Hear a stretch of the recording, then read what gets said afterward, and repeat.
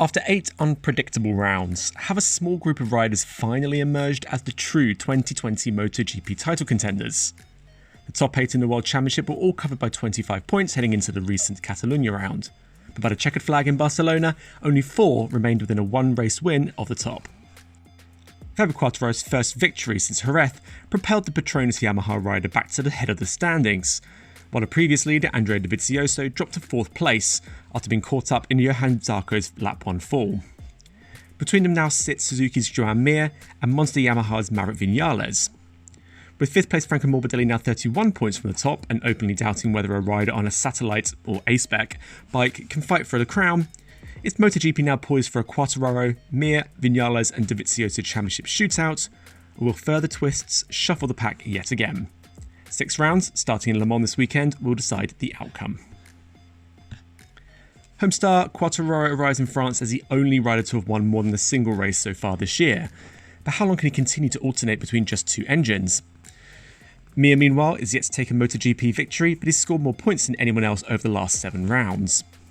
Vinales' race fortunes continue to ebb and flow almost at random, while Dovizioso's famed consistency kept him in the hunt despite battling braking issues with a new rear tyre construction.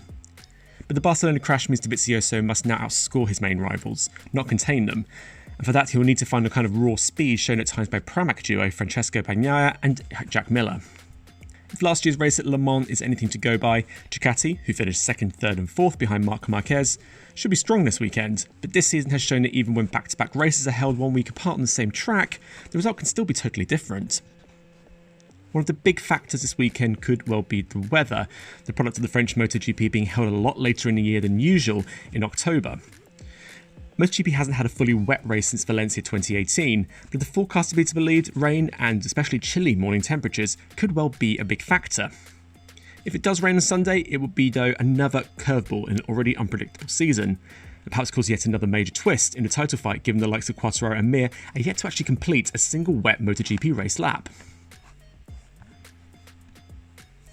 Most of the MotoGP field arrive in France after taking part in a special test session at Portimao, venue for the new 2020 season finale. With the exception of Aprilia's Aleix Espargaro, who, due to concessions, is still allowed to ride his RSGP MotoGP bike, the others full-time MotoGP riders were restricted to street bikes for track familiarisation purposes in Portugal. Although the factory test riders did manage to gather data because they could still use their MotoGP machines. Spare a thought for Honda's test and replacement rider Stefan Bradl then, who will have ridden the RC213V for 5 consecutive days by the end of the weekend, 2 days in Portimao and then 3 at Le Mans.